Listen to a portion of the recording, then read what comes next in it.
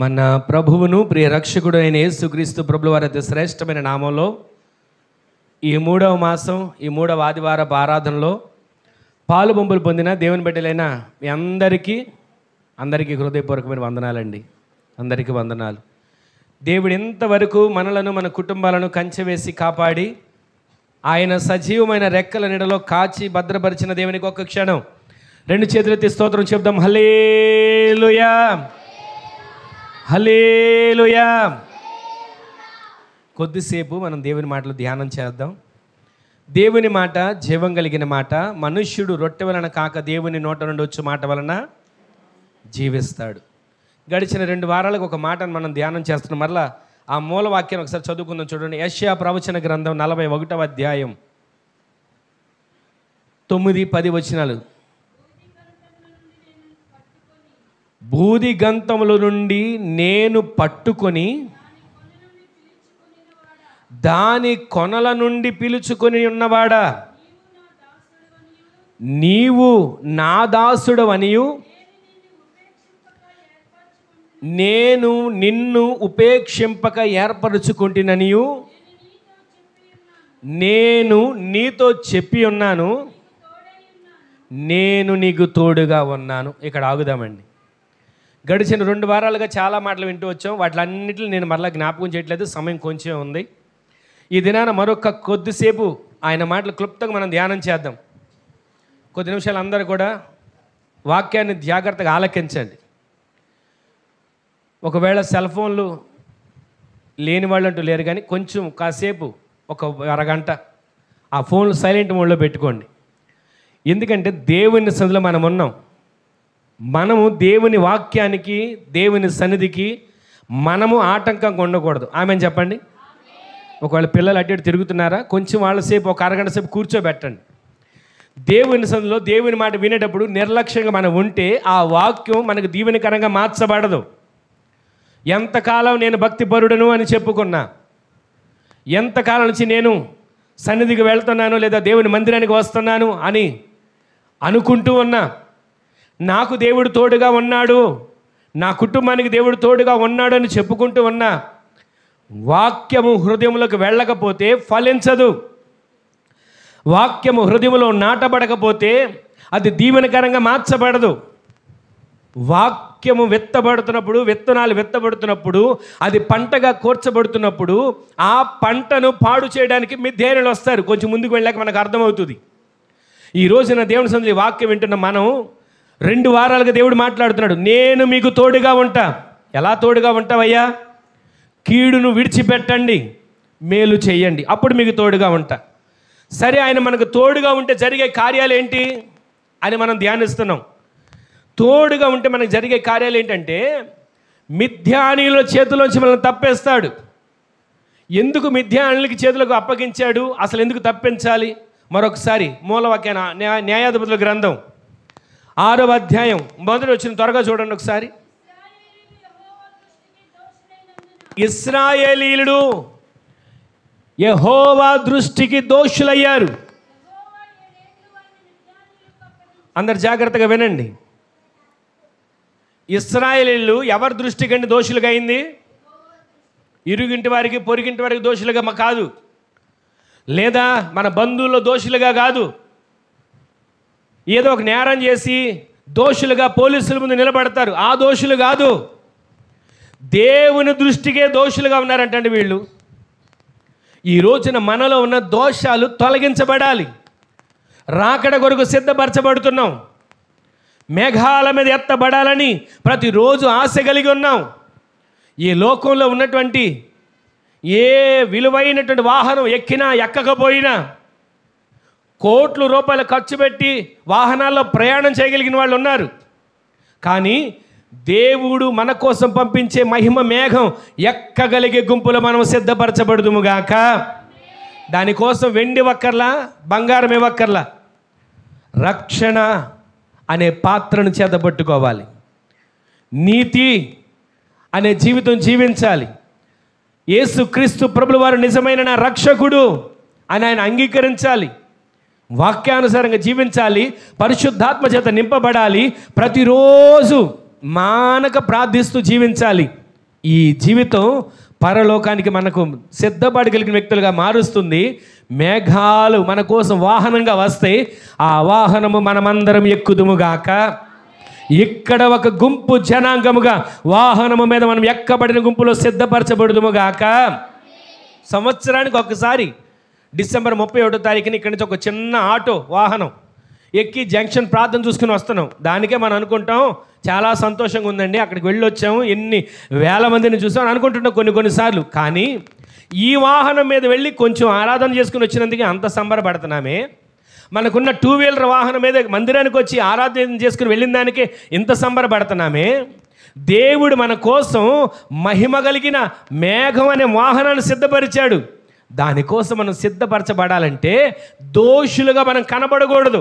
గడిచిన వారం ఒక మాట వింటూ వచ్చాం. దానియేలు దేవుని దృష్టికి ఎలా కనబడ్డాడంటండి? నిర్దోషి. ఈ రోజున నిర్దోషిగా ఉన్న దానియేలు మనం ధ్యానించిన మాట, దేవుని దృష్టికి నిర్దోషిగా ఉన్నందుకు సింహాల గుహలో వేసిన సింహం హాని చేయలేదే. సింహాల బోనులో పడేసి రాత్రంతా ఉంచినప్పటికీ తెల్లవారు లేచి వచ్చి రాజు అంటున్నాడు, దేవుని సేవకుడవైన దానియేలు, నీవు నిత్యము సేవించుచున్న దేవుడు నిన్ను రక్షించనా? చెప్పండి. నిత్యము మనల్ని సేవిస్తున్నామండి దేవునిని. ఆపదలు వచ్చాయి, ఆయన రక్షిస్తున్నాడా? ఇందాక ఆ నూతన పాటలో ఒక వచనం, ఆపత్కాలంలో నీవు నాకు అండగా నిలిచావు, నాకున్నటువంటి వ్యతలన్నిటినీ బాపావు, నా స్థితిని మార్చావు. ఈ రోజున ఆపత్కాలమున అండగా నిలిచిన దేవుడు మన కోసం ఉన్నాడు. అయితే నిలిచిన ఆ దేవుని సందులో మనం నిందారహితులుగా కనబడుతున్నామా, దోషులుగా కనబడుతున్నామా? ఇశ్రాయేలు ప్రజలు యెహోవా దృష్టికి దోషులైపోయారు. ఏదో ఒక రాజు తీసుకుని వెళ్ళి అప్పచెప్పలేదంటండి ఇతర శత్రువుకి, దేవుడే వాళ్ళని మిథ్యానుల చేతికి అప్పగించాడని చరిత్రలో కనబడుతుంది. ఈ రోజున దేవుని అసలు ఈ మాటలు వింటున్న మనం కొంచెం సేపు మనం ఈ మాటలు ధ్యానం చేస్తూ ఉండగా మాటలు మన హృదయంలో భద్రపరుచుకోవాలి. మాటలు ఈ వారమంతా మన హృదయంలో నాటబడాలి. నేనే నీకు తోడుగా ఉంటాను, నేనే నీకు తోడుగా ఉన్నాను అంటున్నాడు. కీడును విడిచిపెట్టాలి, మేలును వెదకాలి. దోషులుగా కనబడక నిర్దోషులుగా మార్చబడాలి. ఈ రోజు మనం ధ్యానం చేస్తున్నది ఏంటంటే, ఈ రోజున అక్కడ వాళ్ళు గమనించిన మాట, మనం చదివిన మాట 6వ అధ్యాయం 1వ వచనం చూడండి ఒకసారి. ఇశ్రాయేలు ప్రజలు దోషులైనందున యెహోవా 7 ఏండ్లు వారిని మిద్యానుల చేతికి అప్పగించేశాడు. ఈ రోజున దేవుడే తీసుకుని వెళ్ళి శత్రువులకు అప్పగిస్తున్నాడండి. ఆలోచించండి. మన పరిస్థితులు అననుకూలంగా ఉంటున్నాయి. ప్రతిరోజు ఏ రోజుకు ఆ రోజు శ్రమలే, ఏ రోజుకు ఆ రోజు కష్టాలే, కన్నీళ్ళే, నిందలే, ఏ రోజుకు ఆ రోజు వేదనలే ఎదురవుతున్నాయి. దేవుని సన్నిధికి రావట్లేదా? వస్తున్నాం. ప్రార్థన చేయట్లేదా? చేస్తున్నాం. ఆయన సన్నిధిలో నమ్మకంగా బ్రతకట్లేదా? బ్రతుకుతున్నాం. కానీ మిథ్యానులు ఎందుకున్నారు? మిథ్యానుల చేతికి దేవుడే ఎందుకు అప్పగిస్తున్నాడు? ఆలోచిస్తున్నాం ఒక్కరోజైనా? ఇంత భక్తి చేస్తున్నానే మిథ్యానులు నా ఇంట్లో ఎందుకున్నారు? ఇంత భక్తి చేస్తున్నానే మిథ్యానులు నా వాకిట్లో ఎందుకు తిరుగుతున్నారు? ఇంత భక్తి చేస్తున్నానే నా గుడారంలోకి మిథ్యానులు వారి సంతత ఎలా వచ్చింది? మిథ్యానులు ఎందుకు మన దగ్గరికి వచ్చారని మనం అనుకుంటున్నాం. కానీ యెహోవా దృష్టికి దోషులుగా ఉంటే దేవుడే అప్పగించేస్తున్నాడు మిథ్యానులకి. అక్కడ రాసిన మాట. ఈ రోజున మనము ప్రతిరోజు ప్రతి క్షణం మనము నిర్దోషులుగా జీవించే భాగ్యం దేవుడు దయచేయునుగాక. ఎందుకంటే శ్రమ కలగకపోతే, శ్రమ అనేది లేకపోతే, అక్కడ చరిత్ర మీరు గమనించినట్లయితే శ్రమ కలగనంత వరకు, శ్రమ లేనంత వరకు 40 సంవత్సరాలు నెమ్మదిగా బ్రతికారు. ఏ రోజు దేవుని సన్నిధిలోకి వెళ్ళి ప్రార్థించినట్లు కనపడలా.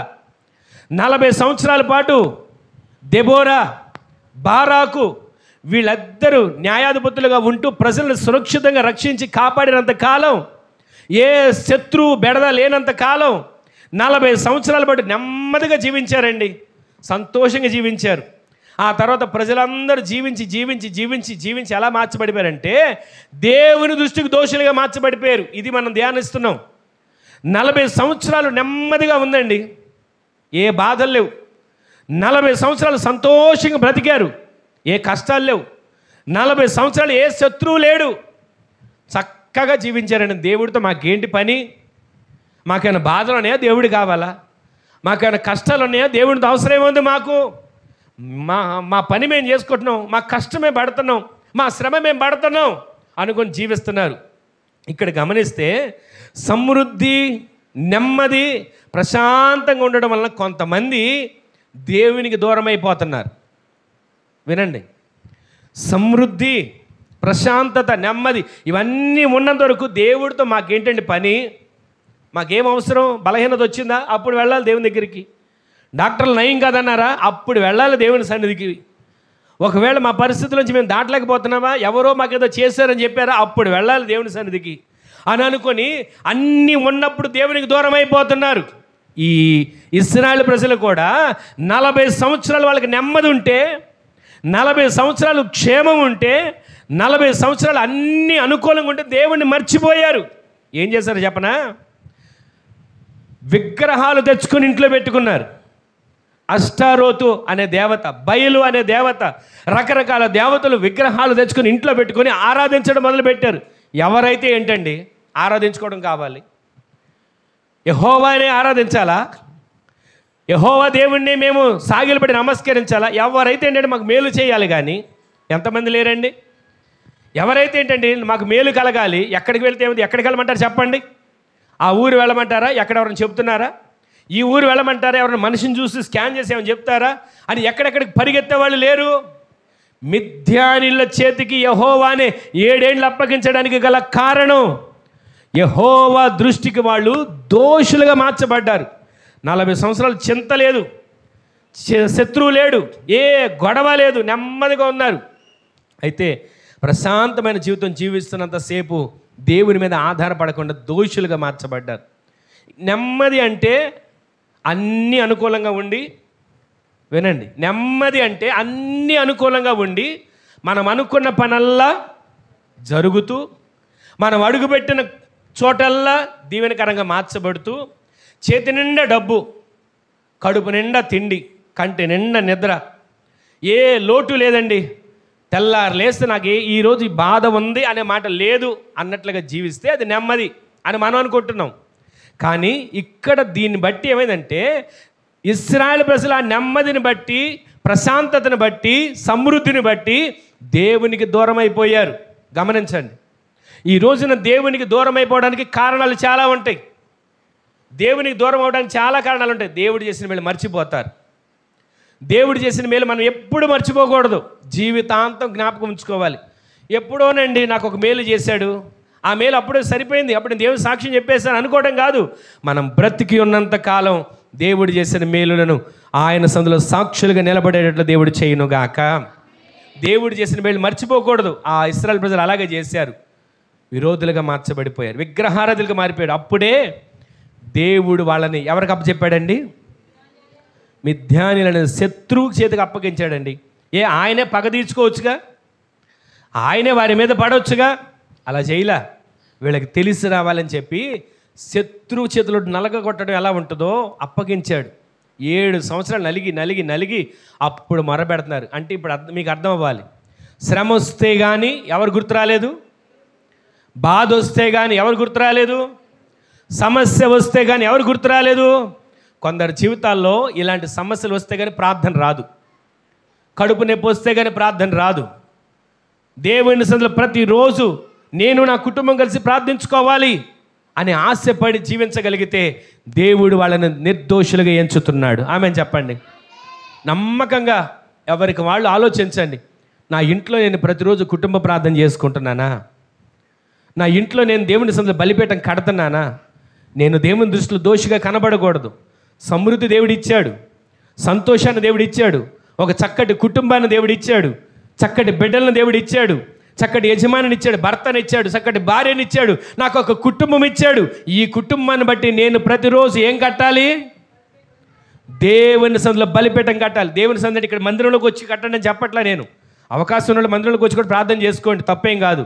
మీ ఇంట్లో ప్రతిరోజు బలిపీఠం మండాలి. ఆమె చెప్పండి. ఈ సంవత్సరం ప్రారంభం నుంచి దేవుడు అదే మాట్లాడుతున్నాడు, బలిపీఠం మండాలి. ఎందుకంటే దుర్దినాల్లో ఉంటున్నాం. శత్రువు ఏ ప్రక్క నుంచి దాడి చేస్తాడో తెలియట్లా. ఏ ప్రక్క నుంచి శత్రువు దాడి చేస్తాడో అర్థం కాని పరిస్థితిలో ఉంటున్నాం. ఆత్మీయ జీవితం కాపాడుకోవాలి. ఏర్పరచబడిన వారు సైతం, పిలువబడిన వారు సైతం పడిపోయే రోజులు. ఈ రోజున మన ఆత్మీయ జీవితం ఎంత భద్రంగా మనం కాపాడుకుంటే అంతగా దేవుళ్ళు మనం బలపరచగలుగుతాం. అలా మనం కాపాడుకోకపోతే దేవుడు శత్రువు చేతులకు అప్పగిస్తున్నాడు, మిథ్యానుల చేతులకి. అలా అప్పగించిన తర్వాత వాళ్ళు శ్రమ వచ్చినాక, కష్టం వచ్చినాక, ఇబ్బందులు వచ్చినాక ఇనప రథాలతో ఆ శత్రువు తొక్కుతున్నప్పుడు, ఎన్ని ఇనప రథాలు ఉన్నాయో తెలుసా శత్రువుకి? 900 ఇనప రథాలు. ఆలోచించండి, 900 ఇనప రథాలతో వాళ్ళు బానిసలుగా వాళ్ళని పెట్టి తొక్కుతుంటే అప్పుడు అర్థమైంది. అప్పుడు దేవుడు గుర్తొచ్చాడు. దేవుడు ఎక్కడున్నాడు? సమృద్ధిగా ఉన్నప్పుడు వెతకలా, ప్రశాంతంగా ఉన్నప్పుడు వెతకలా, నెమ్మదిగా జీవిస్తున్నప్పుడు వెతకలా, శత్రువు తొక్కుతున్నప్పుడు అప్పుడు దేవుడు గుర్తొచ్చి దేవుడు ఎక్కడున్నాడో వెతుకుతున్నారు. ఈ రోజున ఈ మాటలు వింటున్న మనం దోషులుగా మనం ఉండకూడదు. దేవుని దృష్టికి నిర్దోషులుగా మనము మార్చబడదుము గాక. అప్పుడు ఆయన మనకు తోడుగా ఉంటాడు, మన పక్షాన కార్యాన్ని చేస్తాడు. ఇక్కడ మనం గమనించినట్లయితే, ఎందుకంటే శ్రమ వస్తే కానీ, ఆపద వస్తే కానీ వాళ్ళకి ప్రార్థన గుర్తురాల. కొంతమంది అన్నీ అనుకూలంగా ఉన్నప్పుడు మందిరం గుర్తురాదు, సేవ గుర్తురాదు, సన్నిధి గుర్తురాదు. ఈ రోజున దేవుని సన్నిధిలో మనకు అనుకూలం ఉన్నప్పుడే, ఆరోగ్యం ఉన్నప్పుడే, సమృద్ధి ఇచ్చాడా, సంతోషమే. అందరూ సమృద్ధితో నింపబడాలని మా ఆశ, అందరూ సంతోషంగా జీవించాలని మా తపన. ప్రతిరోజు మా ప్రార్థన అదే. ఏ కుటుంబం కన్నీళ్లలో ఉండాలని కానీ, ఏ కుటుంబం కష్టాలలో ఉండాలి కానీ ఎప్పుడు మేము కోరుకోం. ఎందుకంటే ప్రతి కుటుంబం కోసం కన్నీళ్లు కార్చుతూ ఉంటాం. ఇది గొప్ప కోసం చెప్పట్లేదు. దేవుని సన్నిధిలో ప్రతిరోజు అప్పగించబడిన కుటుంబాలు, అప్పగించబడిన వ్యక్తులు ఎవరైనా కావచ్చు, వారిని దేవుని ఎదుట నిలబెట్టినప్పుడు బడా నమ్మకమైన నా మంచి దాసుడా అని ఆయన ఒక్క మాట అంటే చాలు. దానికోసం ఒక్కొక్కరిని శుద్ధీకరించబడాలని, ఒక్కొక్కరు పరిశుద్ధులుగా మార్చబడాలని, ఒక్కొక్కరు నిర్దోషులుగా తీర్చిదిద్దబడాలని. ఉన్న కొంచెమే కావచ్చు అనుకోవచ్చు. ఏమన్నా విస్తారంగా ఉన్నారా? ఇంతగా గట్టిగానే చెప్పాలా? ఇంతగా మమ్మల్ని దోషులు నిర్దోషులని వేరు చేసి వ్యత్యాసంగా మాట్లాడాలి అని మీరు అనుకోవచ్చు. కానీ దేవుడు చెప్పమన్నదే ఇక్కడ చెప్పాలి. నేను అనుకున్నది చెప్తే ఏ ప్రయోజనం కలుగుతుంది? నేను ఊహించుకుని వచ్చింది చెప్తే ఏమాత్రం మేలు కలుగుతుంది? దేవుడు బోధించింది, దేవుడు విశదపరిచింది, దేవుడు జ్ఞప్తికి తెచ్చేది, అది మీ హృదయాల్లో నాటబడితే మీ ఆత్మీయ జీవితం ఫలభరితంగా మార్చబడును గాక. శ్రమ వస్తేనే వాళ్ళకి దేవుడు గుర్తొచ్చాడండి. శ్రమ రానంత వరకు సన్నిధి గుర్తు రాలా, శ్రమ రానంత వరకు మందిరం గుర్తుకు రాలా, శ్రమ రానంత వరకు యెహోవానా, ఎవరండి యెహోవా అన్నట్లుగా మాట్లాడారు. శ్రమ వచ్చిన తర్వాత మొర్ర పెడుతున్నారు. ఈ రోజున ఆ శ్రమ రాకముందే ఆయన పాదాలు మనము పట్టుకొని శ్రమ నుంచి తప్పించబడదుము గాక. అందుకే కదా ఎన్ని మాటలు లేవండి. మీరు శోధనలో ప్రవేశించకుండా ఎలా ఉండి ప్రార్థన చేయాలి అంటే, ఒకటి ఆలోచించండి. శోధన అనేది ఉంది కదా, శ్రమ అనేది ఉంది కదా, కష్టం అనేది ఉంది. అది కలగకుండా ఉండాలంటే ముందుగా మనం ఏం చేయాలంటే అండి, ప్రార్థన. ఆ ప్రార్థన లేకోకుండా నా ప్రాణమా సంతోషించు, సుఖించు, తిను, త్రాగు అని అనుకుంటే ఏం ప్రయోజనం? దావీదు వలె నా ప్రాణమా యెహోవాను. ఈ రోజున ఈ ప్రార్థన మనకి దేవుడు దయచేయను గాక. మీకు ఒక చిన్న మాట జ్ఞాపకం చేస్తున్నాను. ఇలాగేనంట, ఒక సేవకుని దగ్గరికి ఒక భార్య భర్త ఇద్దరు కలిసి కౌన్సిలింగ్కి వచ్చారు. గొడవ పడ్డారు, బాగా గొడవ పడిపోతే, సరేనమ్మ ఒకసారి రండి, మందిరం దగ్గరికి రండి, మీతో మాట్లాడాలి అంటే వచ్చారు. వారిద్దరు కూర్చొని మాట్లాడుతూ ఉండగా పాస్టర్ గారు అలాగ మాట్లాడుతూ ఒకసారి కళ్ళు తెరిచి చూశాడు. చూడగానే ఆ పాస్టర్ గారు కళ్ళు తెరిచి చూడగానే అక్కడున్న గొడవపడేదాకా వచ్చిన ఇద్దరు కనపడలా. రూమ్లో ఒక్కడే కూర్చొని ఉన్నాడు. వెంటనే పాస్టర్ గారు అనుకున్నాడంట, ఇదేంటి ఇద్దరు గొడవపడి వచ్చిన వాళ్ళు ఏమైపోయారు? ఇంతలోనే దేవుని రాకడ వచ్చేసిందా? దేవుని రాకడలో ఇక్కడ ఇంతవరకు సేవ చేసి నేను ఎత్తబడలేదే, గొడవపడి వచ్చిన వాళ్ళు, సమాధాన పడ్డాక వచ్చిన వాళ్ళు ఎత్తబడిపోయారే అని చెప్పి ఆ రూమ్లోనే కూర్చొని ఏడుస్తా ప్రార్థన చేస్తున్నాడంట. అయ్యా, ఇదిగో గొడవ పడ్డాక వచ్చిన వాళ్ళు కౌన్సిలింగ్ ఇద్దాం అనుకున్నాను, కానీ ఇంతలోనే నీ రాకడ వచ్చింది, వీళ్ళు ఎత్తబడ్డారు, నేను విడవబడిపోయాను అని బోరు ఏడ్చి ప్రార్థన చేస్తూ, నా తప్పిదాలు ఒప్పుకుంటున్నానయ్యా, నా పొరపాట్లు ఒప్పుకుంటున్నానయ్యా, నన్ను క్షమించు, ఇదిగో ఏదో ఒక సందులో నుంచి నాకు ఒక అవకాశం ఇచ్చి నన్ను కూడా, వాళ్ళు ఎంతో దూరం వెళ్ళిపోయి ఉంటారు, నన్ను కూడా తీసుకుని వెళ్ళు అని ఎంతగానో ఏడ్చి ఏడ్చి ఏడ్చి ఏడ్చి ప్రార్థన చేస్తున్నాడు అంటండి. చేస్తూ ఉండగానే బయట నుంచి కొంచెం మాటలు వినబడుతున్నాయి. ఏంటా మాటలు వినబడుతున్నాయని వెళ్ళి డోర్ తీసి చూస్తే భార్య భర్తలు ఇద్దరు బయటే ఉన్నారు. ఈయన ఏమనుకున్నాడంటే, రాకడ వచ్చేసింది, వీళ్ళు ఎత్తబడిపోయారు, నేను విడవబడిపోయా అని అనుకొని కంగారు పడుతుంటే బయటికి వెళ్ళాలని చూసి చూడగానే ఆశ్చర్యపడంట. వాళ్ళు ఇలా పలకరిస్తున్నారు, ప్రైజ్ లాడ్ రండి పాస్టర్ గారు అన్నారంట.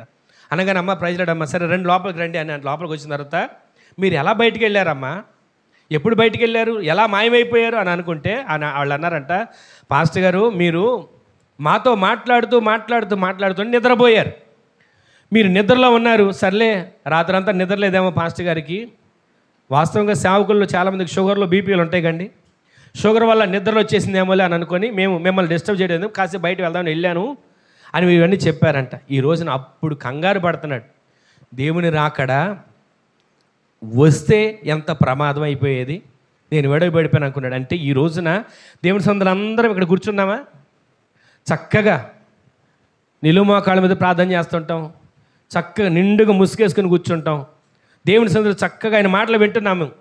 కానీ దేవుని రాకడ రానంత వరకు మనకు అంత బాగానే ఉంది. అదే దేవుని రాకడ వస్తే, ఆ వచ్చినప్పుడు మనం ఎత్తబడకోకుండా విడవబడితే ఎంత భయానకమైన పరిస్థితి ఆలోచించండి. ఊహించడానికే గుండెలు బద్దలైపోయేంత మాట ఇది. ప్రతిరోజు ఇంత భక్తి చేస్తున్నాం, ఇంత నమ్మకంగా జీవిస్తున్నాం, యథార్థంగా బ్రతుకుతున్నాం, ఎక్కడ దేవునికి దోషులుగా మార్చబడుతున్నాం అని ఒక్కసారి మనం ప్రతిరోజు గమనించుకోవాలి. దేవుడిచ్చిన అవకాశం, దేవుడిచ్చిన ఆరోగ్యం, దేవుడి పెట్టిన ప్రాణం, దేవుడిచ్చిన ఉద్యోగం, దేవుడిచ్చిన చేతి పని, దేవుడిచ్చిన వ్యాపారం, దేవుడిచ్చినటువంటి జీవనోపాధి, కష్టాజీతం ఏదైనప్పటికీ కూడా ప్రతిరోజు నమ్మకంగా మనం జీవిస్తూ ప్రార్థనలు ప్రతిరోజు కనిపెడుతూ ఆయన సందులో వెదకాలి. రాకడ వచ్చిందేమో అని ఎంత అల్లాడిపోయాడు ఆ సేవకుడు. ఇంత భక్తి చేస్తేనే విడవబడిపోయాను, ఇంత ప్రార్థన చేస్తేనే విడవబడిపోయాను, ఇన్ని ఆత్మలకు బాప్తిసం ఇచ్చానే విడవబడిపోయాను అని కంగారు పడిపోయాడు. ఈరోజు శ్రమ వస్తే కానీ అర్థం కాల ఆ పరిస్థితి. ఆ ఊహించడానికి కూడా మనం ఊహల్లోకి అందనిది. ఈరోజు నీ మాటలు వింటున్న మనం ఎంతసేపు ఏమోలేండి రాకడా ఎప్పుడు వచ్చిద్దో, ఏమోలేండి పోకడా ఎప్పుడు పోతామో, ఏమోలేండి మేఘాలు వస్తాయో రావో, ఏమోలేండి అయినా వస్తాడో రాడో అని అనుకుంటున్నాం. ప్రతిరోజు ప్రతి క్షణం ఆయన వస్తున్నాడు అనే నిరీక్షణతో మనం అడుగులు ముందుకు వేయదుము గాక. చాలామంది ఎదురు చూస్తున్నారండి, చాలామంది నిరీక్షిస్తున్నారు. మన మూల పితరులు కూడా అబ్రహాం గారు ఎలా ఎదురు చూశాడు, పునాదులు కలిగిన పట్టణం కోసం ఎదురు చూశాడు. గట్టిగా ఆమె అని చెప్పండి. ఈరోజు మనం దేనికోసం ఎదురు చూస్తున్నాం, రేపేం సంపాదించాలి, రేపేం కూడగట్టాలి, రేపు ఎలా నా పరిస్థితులన్నీ జాగ్రత్తగా చూసుకోవాలని వీటి కోసం మనం ఎదురు చూస్తున్నాం. ఆత్మీయ జీవితంలో పునాదులు కలిగిన పట్టణం కోసం ఎదురు చూసే గుంపులో మనము చేర్చబడదుము గాక. ఈరోజు నీ మాటలు వింటున్న మనం ఎప్పుడైనా సరే దేవుని సన్నిధిలో ఉన్న మనం నిందారహితులుగా మార్చబడాలి. ఎప్పుడైతే వారి మిథ్యానుల చేతికి అప్పగించబడ్డారో, ఎప్పుడైతే ఆ మిథ్యానుల చేతిలోకి వెళ్ళారో అప్పుడు వారికి ఆపద సంభవించింది. సంభవించగా ఏం జరిగిందో తెలుసా, కొండల్లోకి పారిపోయారు, గుహల్లోకి పారిపోయారు, దాక్కుంటున్నారు.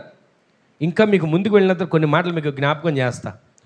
వారు కొండల్లోకి గుహల్లోకి వెళ్ళి దాక్కొని శత్రు బారి నుంచి తప్పించబడాలి. ఈ శత్రువు మమ్మల్ని అణగద్రొక్కుతున్నాడు, ఈ శత్రువు మాకు నెమ్మది లేకుండా చేస్తున్నాడు, ఈ శత్రువు మా జీవనోపాధిని మాకు నిలబడనివ్వకుండా చేస్తున్నాడు, ఈ శత్రువు మా పంటని మేము తినకుండా చేస్తున్నాడు, ఈ శత్రువు మా కష్టాజీతాన్ని మా సొంతం కాకుండా చేస్తున్నాడు అని వాళ్ళు అల్లాడిపోతున్నారు. కానీ ఈ రోజున ఒకసారి మీరు గమనించండి, మనం ఆరాధన చేసుకోవడానికి అవకాశం ఇచ్చాడు, ప్రార్థన చేసుకోవడానికి అవకాశం ఇచ్చాడు. రానున్న రోజుల్లో ఎలా ఉంటుందో తెలియదు. రానున్న రోజుల్లో వాక్యం కరువైపోద్ది, ప్రార్థన చేసుకోవడానికి కూడా అవకాశం ఉండదు. వాక్యం చదవడానికి అవకాశం ఉండదు. బైబిల్ని చేతబట్టుకొని స్వేచ్ఛగా వెళ్ళేటువంటి అవకాశాలు కూడా ఉండకపోవచ్చు. ఈ రోజున బైబిల్ గ్రంథం మన చేతిలో ఉన్నప్పుడే చదవడానికి వెనకాడుతున్నాం. ఒక దినాన్ని బైబిల్ గ్రంథం పట్టుకోవడానికి కూడా భయపడే పరిస్థితులు రాబోతున్నాయి. అలాంటి పరిస్థితులు రాకముందే ఈ పరిశుద్ధ గ్రంథమును మన హృదయములో భద్రపరుచుకుందుముగాక. హృదయం అనే పలక మీద ఈ పరిశుద్ధ గ్రంథం అంతా రాయబడాలండి. అది నిరీక్షణ. ఏం రాసుకుంటాం? ఎవరికి ఎంత అప్పు ఉన్నామో, ఎవరి మందికి ఎంత ఇవ్వాలో ఇవి రాసుకుంటున్నాం.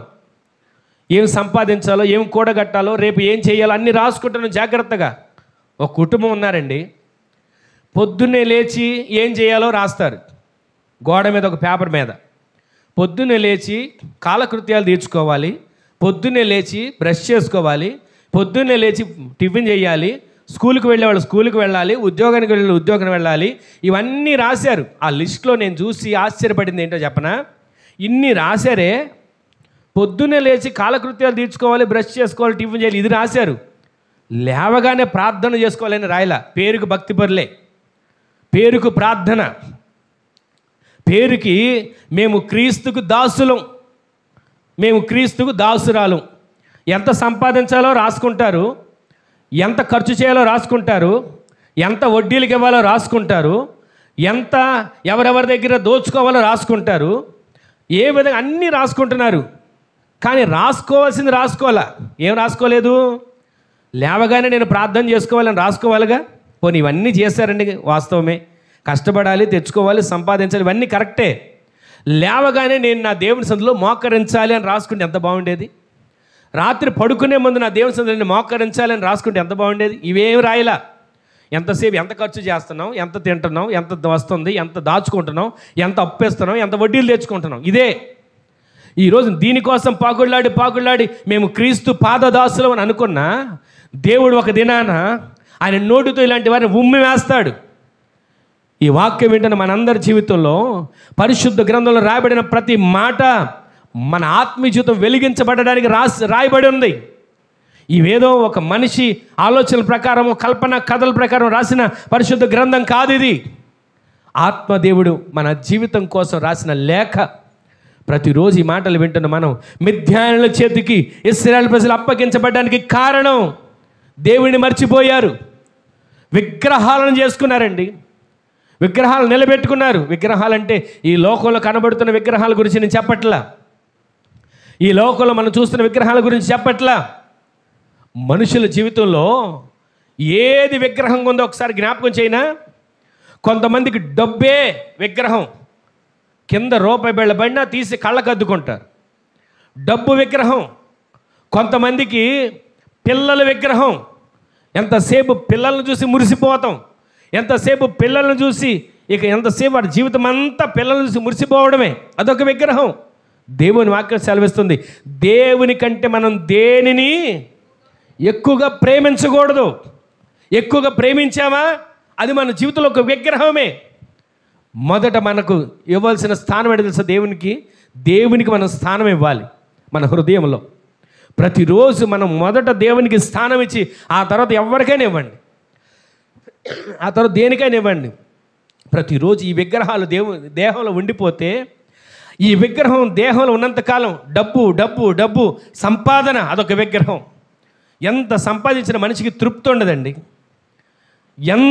ఎంతగా తిన్నా తృప్తి ఉండదు. ప్రతిరోజు కూడా మనకు ఏది విగ్రహం ఉంది? ఒక్కొక్కరికి తిండి విగ్రహం, ఒక్కొక్కరికి ఆస్తులు విగ్రహాలు.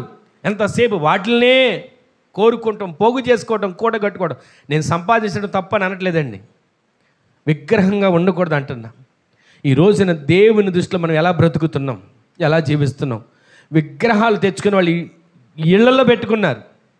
ఇశ్రాయేలు ప్రజలే, దేవుని జనాంగమే, దేవుని బిడ్డలే.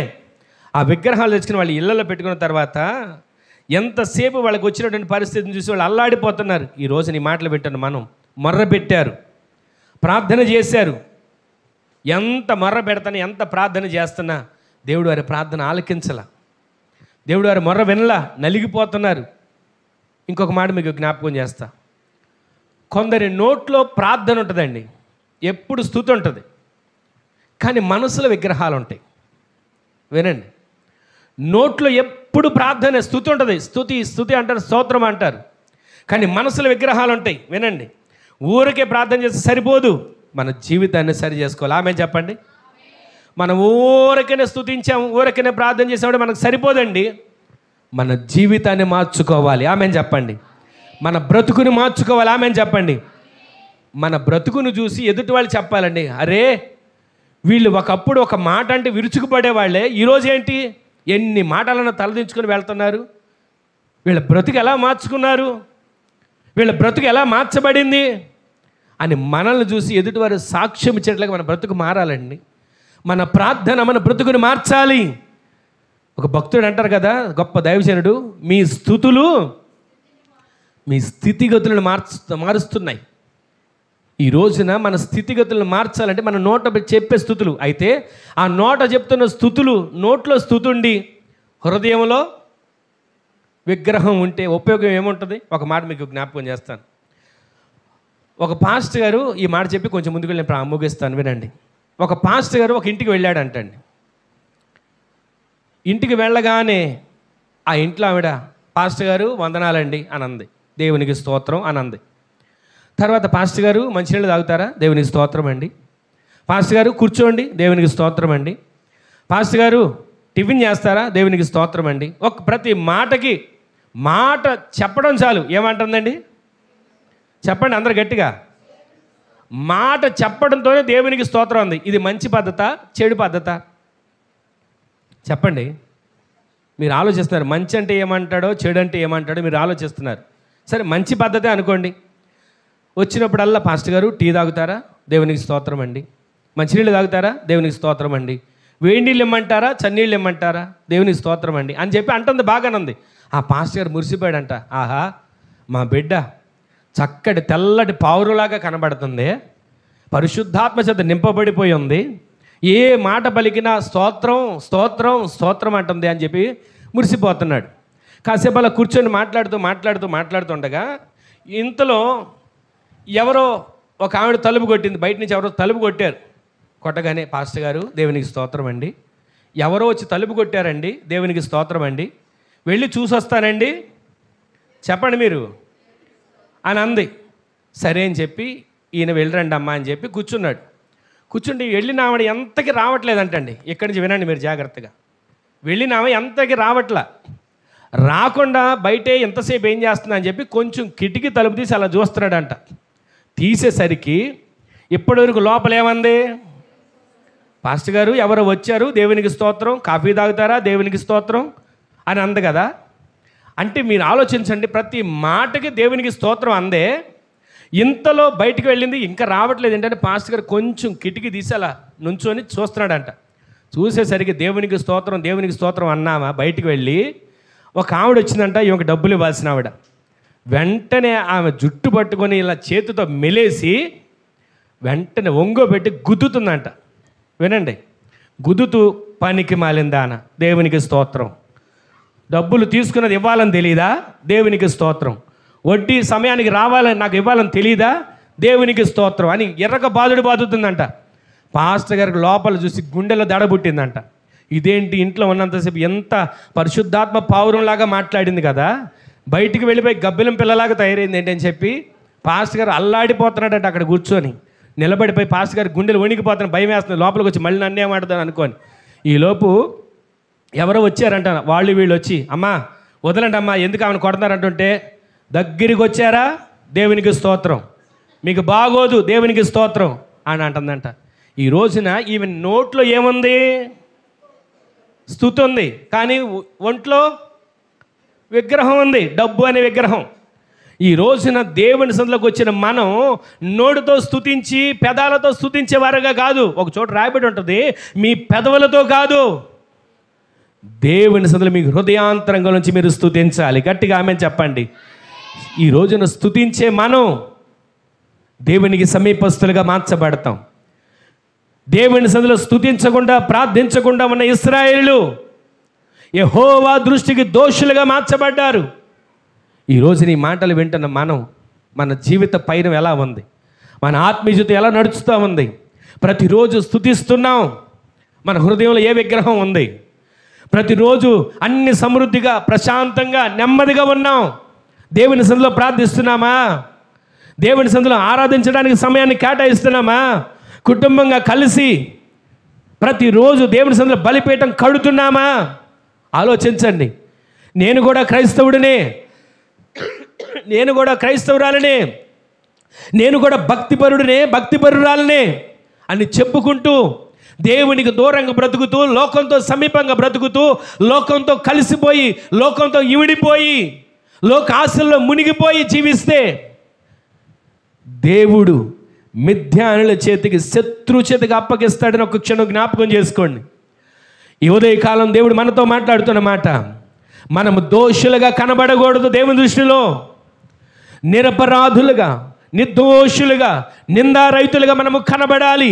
ప్రతిరోజు నిష్కపటమైన వారిగా, ప్రతిరోజు ఆత్మ సంబంధమైన వారిగా, మన నోట స్తుతి చెల్లిస్తున్నా, మన హృదయంలోంచి స్తుతి చెల్లిస్తున్నా, ప్రార్థన బలిపీఠాలు కడుతున్నా, ప్రతి దానిలో ప్రథమ స్థానం దేవునికి అప్పగించి దేవుని మొదట మనం పెట్టుకుని నడిపించబడే భాగ్యం దేవుడు దయచేయునుగాక. మన ఇంట్లో ఏదైనా, మన ఒంట్లో ఏదైనా మొదటి స్థానం ప్రభువుకే, ఆయనకు మొదటి స్థానం. అలా కాకుండా విగ్రహాలుగా ప్రతి దాంట్లో కూడా, ప్రతి దానికి డబ్బు ఒక విగ్రహం అయిపోతుంది. ఇప్పుడు ఒక విగ్రహం అయిపోయింది అంటే చెప్పనా, సెల్ ఫోన్ ఒక విగ్రహం అయిపోయింది. అది లేకుండా ఒక 24 గంటలు ఎవరైనా గడుస్తారని చూడండి. 24 గంటలు కాదు, ఒక గంట పక్కన పెట్టి చూడండి. ఒకప్పుడు మనిషికి విశ్రాంతి ఉండేది, ఈ సెల్ ఫోన్లు అలాంటివి లేంటి. ఇప్పుడు సెల్ ఫోన్, ఒక వ్యక్తి చెప్తే విన్నా నేను, సెల్ ఫోన్ అనుకుంటుందంట నాకు ఎప్పుడు విశ్రాంతి దొరుకుద్దా అని. దానికి ఎప్పుడు విశ్రాంతి దొరుకుతుందో తెలుసా? మనిషి నిద్రపోయిన కాసేపే, ఆ కాసేపు దానికి విశ్రాంతి దొరుకుతుంది. ఈ రోజున దేవుని సన్నిధిలో ఉన్న మనం, మన జీవితంలో ఏది విగ్రహంగా ఉంది, ఈ విగ్రహాలన్నీ తొలగిపోవునుగాక. విగ్రహాలంటే నేను లోకంలో ఉన్న విగ్రహాల గురించి కాదండి చెప్పేది, మన ఆత్మీయ జీవితాన్ని పాడు చేసే విగ్రహాలు, మన ఆత్మీయ జీవితాన్ని పతనం చేసే విగ్రహాలు, ఇవన్నీ మన నుంచి తొలగిపోవునుగాక. దేవుని దృష్టిలో మనము నిందారహితులుగా, నిర్దోషులుగా కనబడుదుముగాక. ప్రతిరోజు, ప్రతి క్షణం మీరు గమనించండి, కొన్ని కుటుంబాలు సాతానుడు వాడు పెత్తనం చేస్తూ కుటుంబాలను కలతలు రేపుతున్నాడు, ఎన్నో విధాలుగా చిక్కు సమస్యలు పెడుతున్నాడు. ప్రతిరోజు ఈ వాక్యాలు సిద్ధపరచుకున్నప్పుడల్లా ఆత్మదేవుడు తెలియజేసి ప్రతి మాటను ధ్యానం చేసుకుంటానంట. ఇక్కడ మనం గమనిస్తే ఈ వాక్యం చదివిన తర్వాత ఒక పరిస్థితి నాకు తెలిసి ఎంతగా బాధేసిందో.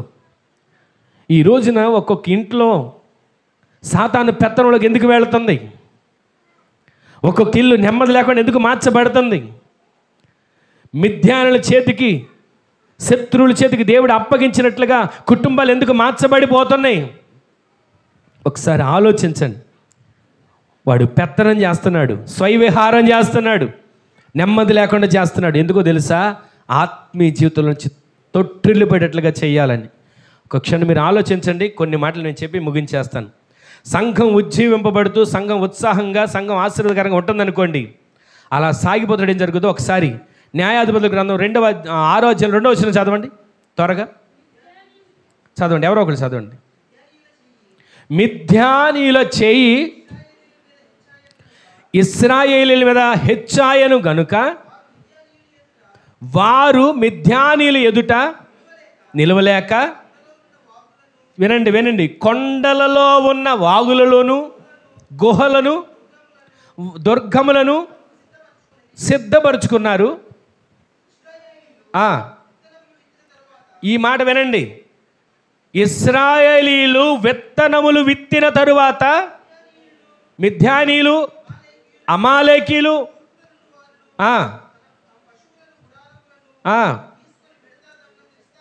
మిడతల దండంత విస్తారముగా వచ్చి భూమిని, పంటను, ఇదండి వాడి పని.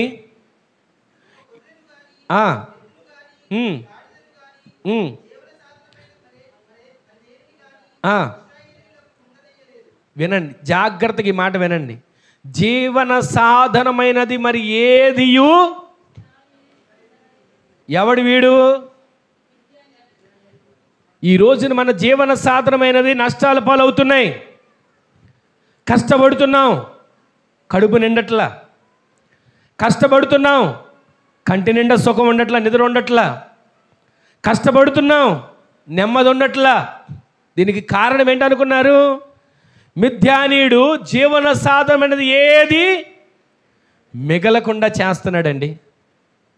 వినండి ఈ మాటలు. ఒక్క మాట చెప్పి నేను ముగించేస్తాను, సమయం చాలా అయింది. ప్రస్తుత ఇక్కడ మనం గమనిస్తే ఇశ్రాయేలు ప్రజలు విత్తనాలు వేశారు. అవి పంటకు వచ్చే సమయానికి శత్రువులు ఎలా వస్తున్నారంటండి, మిడతల దండంత విస్తారముగా వస్తున్నారు.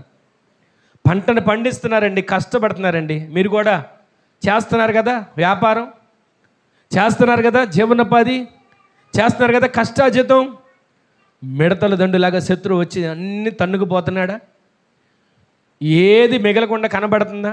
ఎప్పుడు చూసినా లోటే, ఎప్పుడు చూసినా నిరాశే, ఎప్పుడు చూసినా కలవరమే. దీనికి కారణం ఏంటి తెలుసా? మిథ్యానీయుడు జీవన సాధనమైనది ఏది నీకు లేకుండా చేయాలని చేస్తున్నాడు. ఈ రోజున ఆ మిథ్యానీయుడు నీ నుంచి తొలగించబడాలన్నా, ఈ రోజున నీ పంటను నీవు తినాలన్నా, ఈ రోజున నీవు కష్టపడినది నీవు కూర్చుకోవాలన్నా, నీవు దేవుని సన్నిధిలో లేచి మొర్రపెట్టేవారిగా మార్చబడుదురుగాక. ఆ మిథ్యానుల శత్రువులు మిడతల దండుగా వచ్చి జ్వరబడి పంటనంతా ఏం చేస్తున్నారంటండి, నాశనం చేసేస్తున్నారు, పాడు చేస్తున్నారు. ఈ రోజున నీ కష్టాచిత ఎక్కడ పాడైపోతుంది ఆలోచించండి. నీ పంట ఎక్కడ పాడైపోతుంది, నీ పిల్లల భవిష్యత్తు ఎక్కడ పాడైపోతుంది. మందిరానికి వచ్చిన వాళ్ళే, ఉపదేశాన్ని విన్న వాళ్ళే, వాక్యాన్ని వింటున్న వాళ్ళే, ఎక్కడ వాళ్ళ జీవితం పాడైపోతుంది. తర్వాత తల్లిదండ్రులు గుండెలు బాదుకుంటున్నారండి పిల్లల భవిష్యత్తును చూసి. మిథ్యానుడు ఎందుకు వచ్చాడు ఇంట్లోకి? శత్రువు ఎందుకు వస్తున్నాడు సంఘంలోకి? విత్తనాలు విత్తుతున్నారు. విత్తనం అంటే ఏంటి? వాక్యం అనే విత్తనం. పంట ఎవరు? మీరు పంట. దేవుడు వాక్యమైన విత్తనాన్ని విత్తినప్పుడు, పంటగా మీరు మార్చబడినప్పుడు, అపవాది ఎందుకని ఈ పంటలోకి చొరబడుతున్నాడు, సంఘంలోకి చొరబడుతున్నాడు, కుటుంబాల్లోకి చొరబడుతున్నాడు.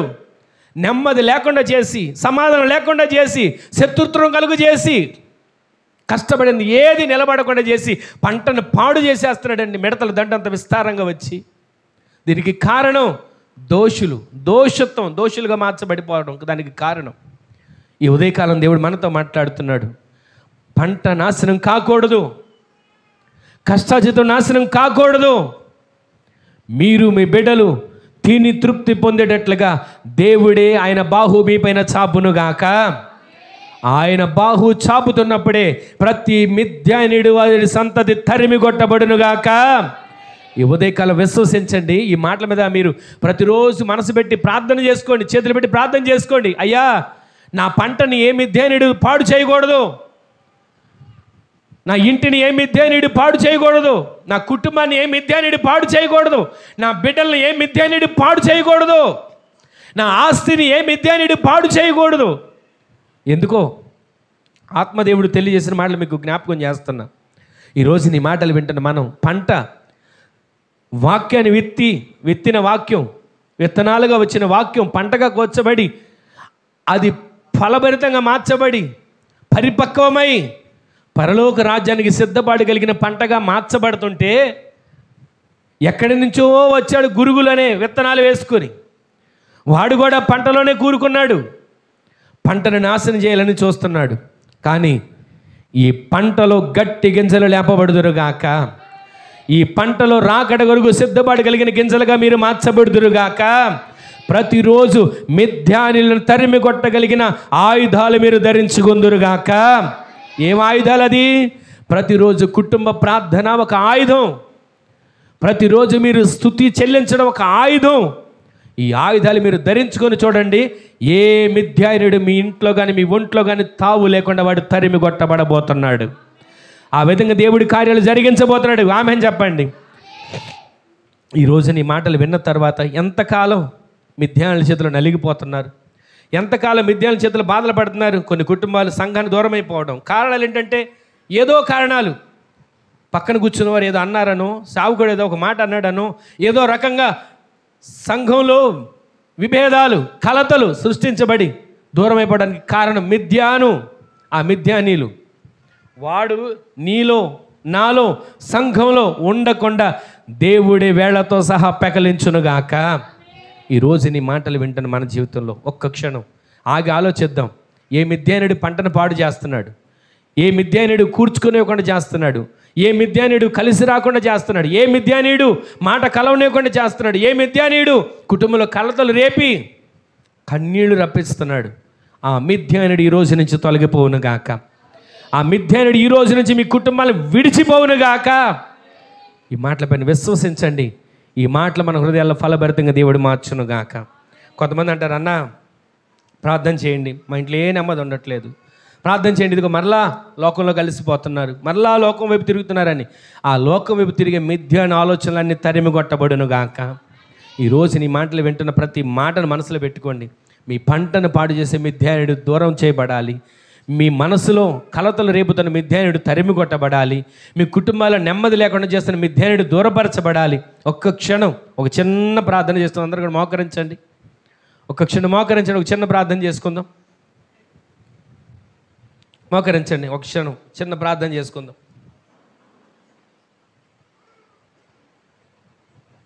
చేసుకోండి. ఎవరికొకరు చిన్న ప్రార్థన చేసుకోండి.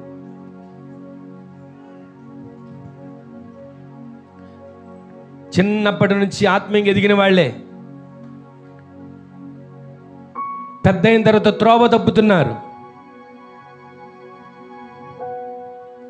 వాక్యానుసారంగా జీవించిన వాళ్ళే, ఉపదేశం మీద కట్టబడిన వాళ్ళే దేవుని విడిచి దోషులుగా మార్చబడిపోతున్నారు. దాని ద్వారా మిథ్యానీయులు కుటుంబంలోకి వస్తున్నాడు, ఆత్మీయ జీవితంలోకి వస్తున్నాడు, నెమ్మది లేకుండా చేస్తున్నాడు. ఒక క్షణం ఒక చిన్న ప్రార్థన చేసుకోండి. ఏ మిథ్యానుడికి నా మీద కానీ నా ఇంటి మీద కానీ పెత్తనం ఉండకూడదు. మొదటి మాట మనం విన్నాం. ఇశ్రాయేలు ప్రజలు ఎలా ఉన్నారు? కష్టాలు వస్తేనే ప్రార్థన చేస్తున్నారు. కష్టాలు వస్తేనే ప్రార్థన చేస్తున్నారు. నోట్లో ప్రార్థన ఉంటుంది, నోట్లో స్తుతి ఉంటుంది, ఇంట్లో విగ్రహాలు ఉంటున్నాయి. దాని ద్వారా మిథ్యానుడు వచ్చాడు. రెండో మాట మనం వింటూ వచ్చాం. మిథ్యానులు గుంపులు గుంపులుగా చొరబడుతున్నారు, పంటను నాశనం చేస్తున్నారు, పాడు చేస్తున్నారు. ఈరోజు నా పరిస్థితుల నుంచి విడుదల కలగాలి. రేపు వచ్చే వారం గిద్యోను పరిస్థితి మనం చూడబోతున్నాం. ఈ రకమైన పరిస్థితులు మిథ్యానులు వస్తే, ఈ రకంగా ఇశ్రాయేలు ప్రజలు ప్రార్థన లేని వారిగా, వ్యతిరేకులుగా, దోషులుగా ఉంటే గిద్యోనుతో దేవుడు యుద్ధం ఎలా చేయించాడో రేపు వారం మనం ధ్యానం చేయబోతున్నాం. ఒక్క క్షణం ప్రార్థన చేసుకోండి. ఒక్క క్షణం ప్రార్థన చేసుకోండి. ఒక చిన్న ప్రార్థన చేసుకోండి. ఒక చిన్న ప్రార్థన చేసుకోండి.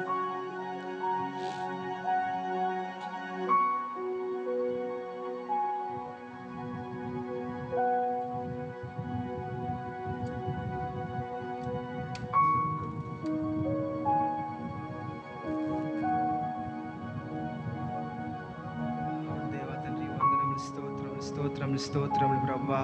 అయా నాయనా తండ్రి ప్రభా, అయా ప్రభా సరైన విత్తనమును ప్రభా, మంచి నేలను విత్తకుండా దేవా తండ్రి ప్రభా, అయా ముళ్ళ కంపలో దేవా తండ్రి ప్రభా, రాత్రి నేలను ప్రభా విత్తిన విత్తనముల వలె ప్రభా, అయా మేము దేవా తండ్రి ప్రభా, అటువంటి నేల వలె ఉండకుండా దేవా తండ్రి ప్రభా, అయా మంచి నేల వలె ఉండి నాయన దేవా తండ్రి ప్రభా, నీ విత్తనములకు ప్రభా, అయా మంచి పంటను, మంచి ఫల వృక్షములు దేవా తండ్రి ప్రభా మేము పొందుకునేలాగా సహాయం దయచేయం తండ్రి. స్తోత్రములు ప్రభా.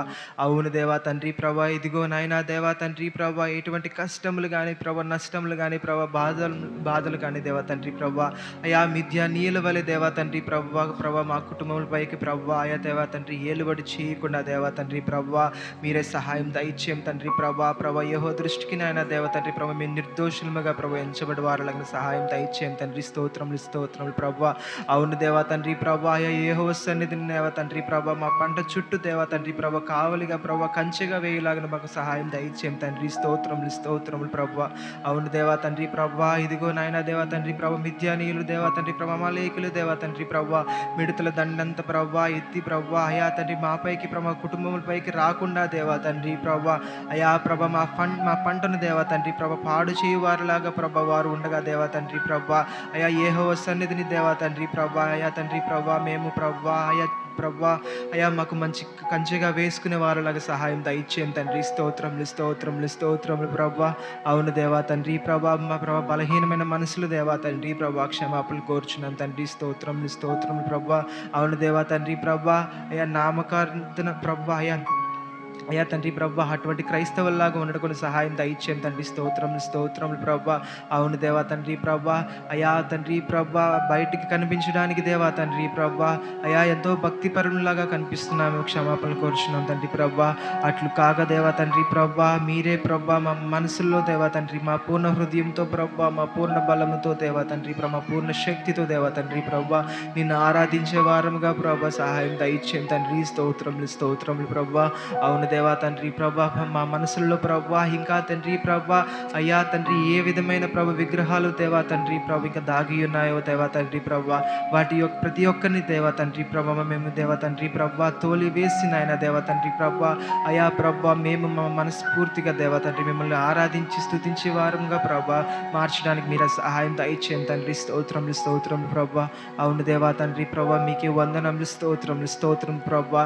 కానీ దేవా తండ్రి ప్రభా అయా వారు ప్రభా వారి బాధల నుంచి తప్పుకోవడానికి దేవా తండ్రి ఇశ్రాయేలీయులు దేవా తండ్రి ప్రభా అయా ప్రభా యెహోవాకు మొరపెట్టిరని సెలవిచ్చిన దేవా వందనములు స్తోత్రం ప్రభా. అయా ప్రభా వారి ప్రార్థన నీవు ఆలకించిన ఆయన దేవా తండ్రి ప్రభా ఒకే మనిషిని హతం చేసినట్లుగా దేవా తండ్రి ప్రభా అయా ప్రభా మిద్యానీయుల్ని హతం చేయలాగున ప్రభా అయా ప్రభా మేము దేవా తండ్రి సాతాను శోధనలు కానీ దేవా తండ్రి లోక సంబంధమైన ప్రభా ఆచారాలను దేవా తండ్రి ప్రభా ఏ విధమైన ప్రభా విగ్రహాలను దేవా తండ్రి ప్రభా అయా మేము కూడా దేవా తండ్రి ప్రభా తండ్రి పరిశుద్ధాత్మ తోడు మాకు ఉంచిన ఆయన తండ్రి ప్రభా అయా ఒకే మనిషిని హతం చేసినట్టుగా వాటిని హతం చేయడానికి సహాయం దయచేయం తండ్రి. స్తోత్రములు స్తోత్రములు ప్రభా. అవును దేవా ప్రభా ఏమిచ్చి మీరు నన్ను తీర్చుకోగలం దేవా తండ్రి వందనములు స్తోత్రములు స్తోత్రములు ప్రభా. అవును దేవ ప్రభా ప్రభా మీ ప్రతి ఒక్క క్రియను బట్టి ప్రభా మమ్మల్ని సాక్షులుగా నిలుపుకోవడం తండ్రి వందనములు స్తోత్రములు స్తోత్రములు ప్రభా. అవును దేవా తండ్రి ప్రభా ఈ యొక్క వాక్యమును ప్రభా ఈ యొక్క విత్తనం ప్రభా అయా ప్రతి ఒక్క మంచి నేలలో ప్రభా పడి ఉందని నమ్ముచున్నాను తండ్రి. స్తోత్రములు స్తోత్రములు ప్రభా. అయా దానిని బట్టి ప్రభా మేము ప్రతిరోజు జ్ఞాపకం చేసుకుని దేవా తండ్రి ప్రభా దానిని నెమరు వేసుకుని దేవా తండ్రి ప్రభా అవును దేవా దానిని బట్టి ప్రభా మేము జీవాహారం పొందడానికి మీరే సహాయం దయచేయమని వేడుకుంటున్నాం తండ్రి. స్తోత్రములు స్తోత్రములు ప్రభా. అవును దేవా తండ్రి ప్రభా అయా ప్రభా రాకడలో ఎత్తపడడానికి ప్రభా ఈ యొక్క విత్తనములు దేవా తండ్రి ప్రభా ప్రభా ఈ యొక్క మంచి నేలను పడలాగిన దేవా మంచి పంటను ప్రభా మేము ఫలించులాగిన దేవా తండ్రి మాకు మీరే సహాయం దయచేయండి తండ్రి. స్తోత్రం స్తోత్రం ప్రభా. మా పాపములను దేవా తండ్రి ప్రభా మీరే ప్రభా మన్నించి క్షమించిన ఆయన తండ్రి ప్రభా ప్రభా యేసు రక్తంలో దేవా తండ్రి ప్రభా ప్రభా తుడిచివేసినందుకు వందనములు స్తోత్రములు స్తోత్రములు ప్రభా. అవును దేవా మీకే వందనములు స్తోత్రములు ప్రభా. అయా తండ్రి మాలో ప్రభా తండ్రి ప్రభు ఈ యొక్క కూడికలో దేవా తండ్రి నీవున్నావు నమ్ముచున్నాను తండ్రి. స్తోత్రములు స్తోత్రములు ప్రభా. నీకు సన్నిధి ప్రభా మాపై ఉంచిన ఆయన దేవా తండ్రి ప్రభా ప్రతి ఒక్కరి మనసులను ముట్టి స్వస్థపరిచిన ఆయన దేవా తండ్రి ప్రభా ప్రభా వారి ప్రభా ప్రతి ఒక్క ప్రభా బహిరంగ అంతరంగ ప్రభా ప్రార్థనలు మీరే జ్ఞాపకం చేసుకుని తండ్రి. స్తోత్రములు ప్రభా. వారందరి ప్రతి ఒక్క ప్రభా వారు ప్రభా ఏదైతే ప్రభా నాయన తండ్రి ప్రభా బలహీనత నుండి ప్రభా పోరాడుచున్నారో ప్రభా ప్రతి ఒక్క ప్రభా సమస్య నుంచి ప్రభా అయా తండ్రి మంచి బలను అనుగ్రహించిన ఆయన తండ్రి ప్రభా ప్రభా నీవేని ప్రభా నిజమైన దేవుడు ప్రభా తండ్రి ప్రభా నిత్య జీవనం అనుగ్రహించి వాడమైన ప్రభా ప్రతి ఒక్కరు నమ్ములాగన ప్రభా విశ్వసించే ప్రభా అయా ప్రభా ఈ లోకంలో ప్రభా ప్రభా సాక్షులుగా నిలవడానికి ప్రభా మీరే సహాయం దయచేయమని ప్రభా యేసు అతి పరిశుద్ధ నామములో అడిగి వేడుకొనుచున్నాను పరమ తండ్రి. ఆమేన్.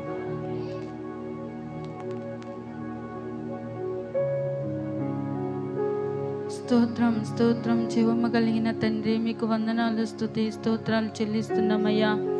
ఇది నా కూడి వచ్చిన ప్రతి బిడ్డతో మీరు మాట్లాడిన ప్రతి మాటను బట్టి వందనాలు చెల్లిస్తున్నాం. నైనా నీ బిడ్డ చేసిన ప్రార్థన మీరు ఆలకించారు. ఇప్పుడు నైనా స్తోత్రం, మా ప్రార్థనలు మీరు ఆలకించావును. ఆమెను ఆమోదముద్ర వేయండి. సంఘములో వాక్యం విత్తినప్పుడు మిద్యానీయుడు ఎత్తికెళ్ళకుండా తండ్రి స్తోత్రం, వాడి క్రియలు మా సంఘంలో కానీ, కుటుంబాల్లో కానీ, వ్యక్తిగత జీవితాల్లో కానీ వాడు జ్వరబడకుండా వాడి క్రియలన్నీ యేసు రక్తంలో మీరు కాల్చివేయమని ఆజ్ఞాపిస్తున్నాం. ఎవరి హృదయాల్లో తండ్రి స్తోత్రం నీకు ఇష్టం లేని మనసు, నీకు ఇష్టం లేనటువంటి ఏవి మా హృదయాల్లో ఉండకుండా తండ్రి నైనా నీ నుండి దూరం చేసేవి ఏవి మాలో ఉండనివద్దు తండ్రి. ఎప్పుడు తండ్రి నిన్ను పెనవేసుకొని నైనా నీలో మేము ఆరాధికులుగా మేము మార్చబడటానికి మీరు కృపను చూపించమని వేడుకుంటున్నాం తండ్రి. స్తోత్రం నైనా అయ్యా, స్తోత్రం స్తోత్రం నైనా. మిద్యానీయుల చేతులకి మమ్మల్ని అప్పగించొద్దు ప్రభువా. అయ్యా మేము ప్రతిరోజు నిర్దోషమైన జీవితం కలిగి అయ్యా డాగు ముడత మచ్చ కళంకం లేని అయ్యా పరిశుద్ధమైన జనాంగముగా, పరిశుద్ధమైన సంఘముగా, పరిశుద్ధమైన బిడ్డలుగా మేము మార్చబడటానికి సహాయం దయచేయండి నైనా. మా మనసు మా హృదయం ఎప్పుడు మీకు దూరముగా ఉండకూడదు తండ్రి. నైనా మీకు దగ్గరగా ఉండి ఎల్లప్పుడూ మీలో మేము అంటుకట్టబడటానికి సహాయం దయచేయండి. ఇది నాన్న సావుకులు నిలబెట్టుకొని నాతో మాతో మాట్లాడిన ప్రతి మాట నీరు కట్టి ఫలింపచేయమని వేడుకుంటున్నాం తండ్రి. మీ మాటలు మా హృదయం అనే పలక మీద మేము వాటిని రాసుకొని భద్రపరుచుకునే భాగ్యమును, ధన్యతను మీరు మాకు దయచేసినందుకు వందనాలు చెల్లిస్తున్నాయి. దినాన వచ్చిన ప్రతి బిడ్డలు మీరు ఆశీర్వదించి దీవించి నైనా ఈ దినాన నా కొరకు మా కొరకు మీరు ఏమైతే సిద్ధపరిచి దాచి ఉంచారో శ్రేయస్కరమైన దీవెనలతో మీరు మమ్మల్ని ఎదుర్కొంటున్నందుకు వందనాలు చెల్లిస్తూ అయ్యా ఈ దినాన వచ్చిన చిన్నలు పెద్దలు వృద్ధులు నైనా యవనస్తులు ప్రతి బిడ్డను మీరు పేరు పేరున మీరు ఆశీర్వదించి దీవించమని స్తుతి చెల్లిస్తూ యేసు నామములో అడుగుచున్నాం తండ్రి. ఆమేన్, ఆమేన్, ఆమేన్. మన తండ్రి అయిన దేవుని యొక్క ప్రేమ, కుమారుడును ప్రభు అయిన యేసుక్రీస్తు వారి యొక్క కృప, మహాకనికరం, పరిశుద్ధాత్మ దేవుని యొక్క అన్యోన్య సహవాసమైన సన్నిధి ఇప్పుడును ఎల్లప్పుడును మనకును మనవలే ప్రార్థించి సకల పరిశుద్ధులకును ఈ దినాన సన్నిధిలో అడుగుపెట్టిన ప్రతి వానికిని, వారి కుటుంబాలకును, వారి బిడ్డలకును, వారి కలిగిన సమస్తానికిని, ఈ వారమంతా బిడ్డలు చేసే ప్రతి ఉద్యోగాలు, వ్యాపారాలు, వ్యవసాయాలు, జీవనోపాధి, కష్టార్జితం, చేతి పని, కూలి పని ప్రతి దానికిని ఆయన కృపా సమాధానములు సదాకాలం సమృద్ధిగా తోడై ఉండునుగాక. ఆమేన్. హల్లెలూయా, హల్లెలూయా, హల్లెలూయా. అందరికీ వందనాలు. దేవుడు మిమ్మల్ని మీ కుటుంబాలను ఆశీర్వదించునుగాక. 2 మాటలు వింటూ వచ్చాం. మిద్యానీయుల చేతికి అప్పగించబడ్డారు. వాళ్ళు శ్రమ వచ్చిన తర్వాత ప్రార్థన చేశారు. నోట్లో స్తుతి ఉంది, హృదయంలో విగ్రహాలు ఉన్నాయి. రెండోది మనం చూస్తున్నాం, వాళ్ళు పంట సమస్తం పాడైపోయింది. దీనికి కారణం దేవునికి దోషులుగా మార్చబడ్డారు. ఈ పరిస్థితులు ప్రతి వానిలో తొలగించబడాలి. మరింత ఆత్మీయంగా బిడ్డలు ఎదగాలి. రేపు వచ్చేవారం తర్వాత గిద్యోను చేసిన ఆ కార్యం ఏంటో ఒక మాట మనం చూసుకొని ఈ అంశాన్ని ముగించుకోబోతున్నాం. దేవుడు మిమ్మలను మీ కుటుంబాలను ఆశీర్వదించునుగాక. ఆమేన్. అందరికీ వందనాలు.